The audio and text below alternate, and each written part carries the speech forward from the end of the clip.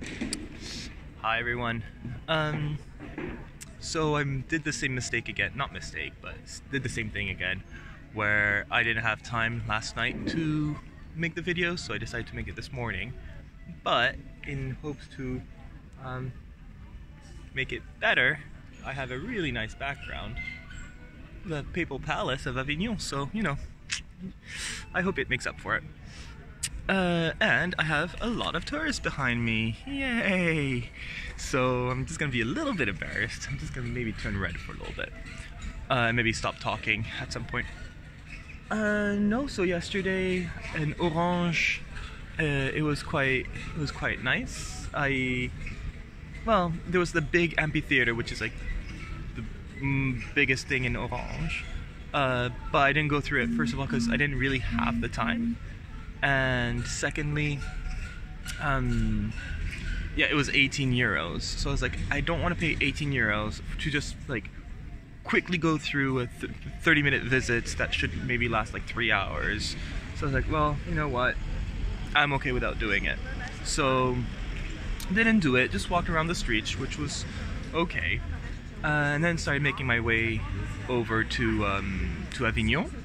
But it was, even though I tried to stick to the bike path, it was just a lot of small, really rocky roads. So it was not really comfortable. So after 45 minutes, about halfway, I just stopped, ate my lunch. But it was actually quite serendipitous, is that the word I'm looking for? Where I stopped, it was right next to the Rhône River. And then in front of me, there was like a castle, like across from the river, there was a castle.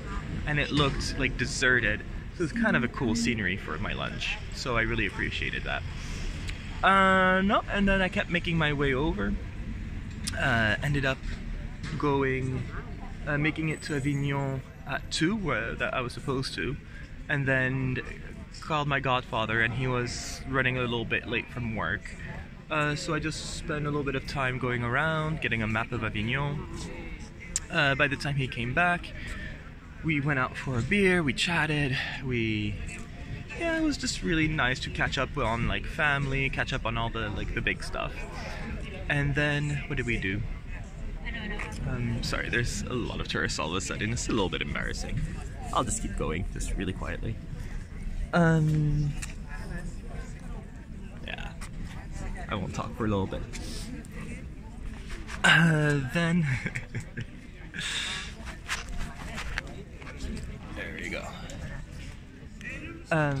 So after we met up, I'm just gonna change real quick, so I'm not in front of everyone. Oh, they're Italian. Yay. So after that, so I met up with my godfather, went for a drink, we caught up. Oh right, I visited, hold on, I'll remove my bike.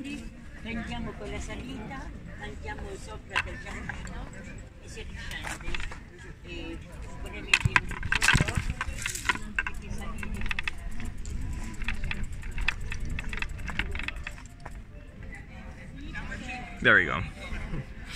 No, and so after that, after getting a drink, oh right, but when I was waiting for my godfather, I walked around, and yeah, there was a lot of little theaters. Like even in front of his house, there's one called the Ambiguous Theater.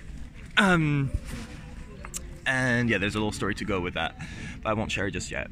And then, no, then after that, oh right, we just walked around Avignon. He just made me visit Avignon.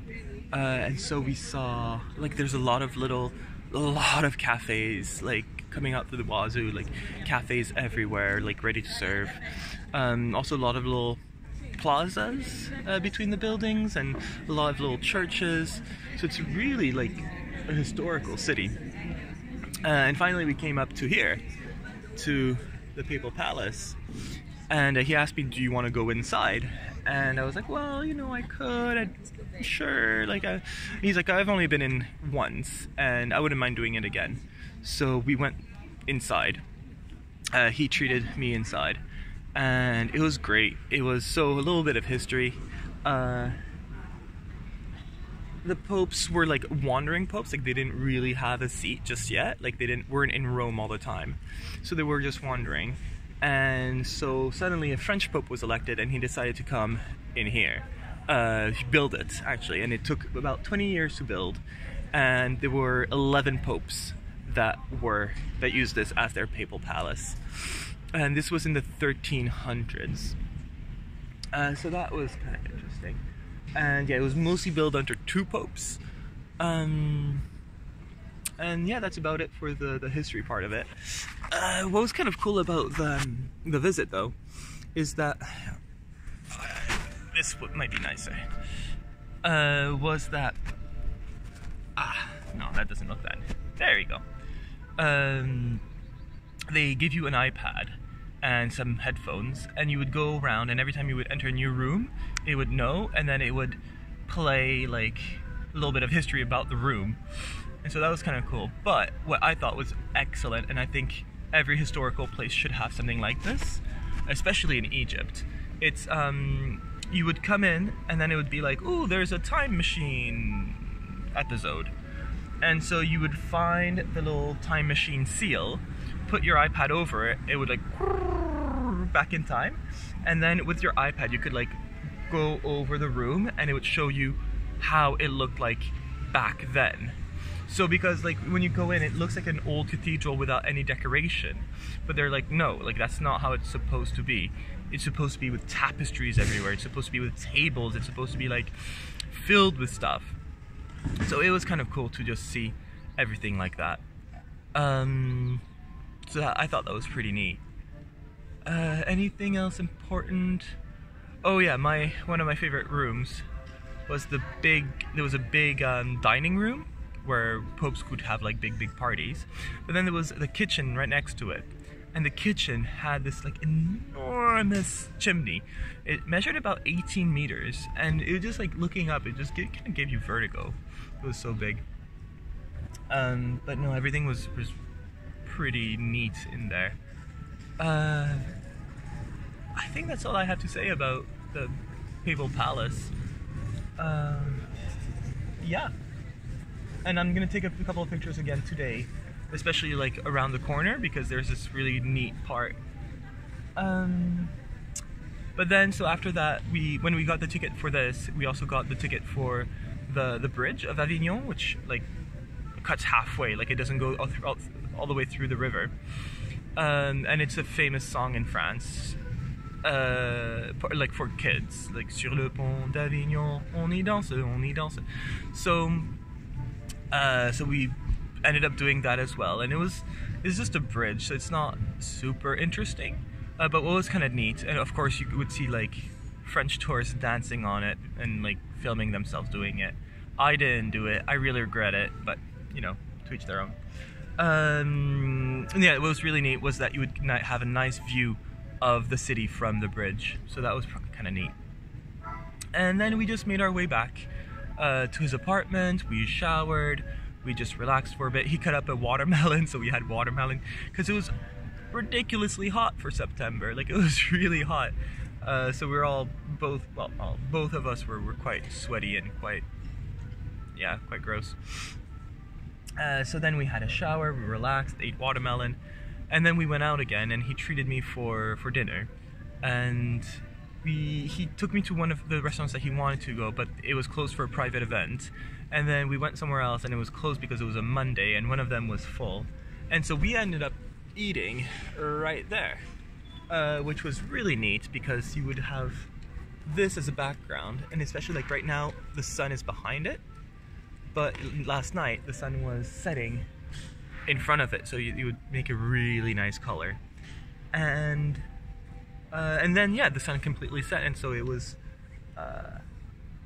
lit through lights, and so that was really a neat thing to see.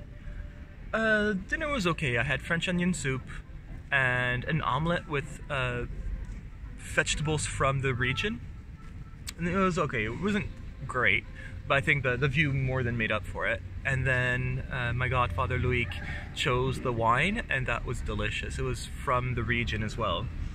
And I sent a picture to my dad because he recognized it. Like, he's like, oh yeah, I know this wine. Like, I think it's around the region where I was born. So that's about, oh right, and at dinner, during the conversation, we didn't have an argument. We were discussing history, and especially like the history time period of the popes here. And I didn't understand it because, well, my French history is very limited, but I had read this historical fiction that included the King Philippe le Bel, and I was like, okay, so it has to be around this time period. And he kept putting Philippe le Bel with Richard Lionheart, and I was like, Richard Lionheart was way before. So we didn't, like, it didn't make any sense. At the end, I was like, you know what, I'm just gonna take out my phone. I'm really sorry, it's rude, but I'm gonna take out my phone and I'm going to look it up. And so I looked it up, and then turns out we were very confused about, because there's two French kings, one called Philippe le Bel and one called Philippe Auguste, and it was just, yeah, we kind of got confused. But otherwise, yeah, dinner was nice, and like I said, the scenery was better. That's about it for that. And then we made our way back to his apartment and slept, and I woke up around 7 a.m. Made my bags, we went out for breakfast, and no, we just said goodbye, and I thought I'd come here, take a couple of pictures. Especially, like I said, around the corner, there's this really pretty site that I want to take a picture of. And I'm hoping it will be nice with the sun, but we'll have to see. I'll also try to get somebody to take a picture of me and the bike, because I don't think I have many of those. Otherwise, that's pretty much it. Today, oh right, and then my godfather also told me, so I told him the path I was going to take, and he's like, well, you know, you should probably see these villages, like they're really, really neat, and they're like right next to it.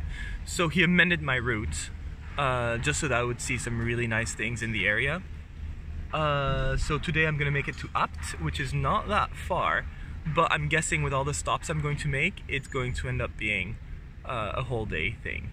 But that's about it for me, and I think it's gonna be a little bit hilly, but I'll just have to deal with it. Alright, that's about it for me.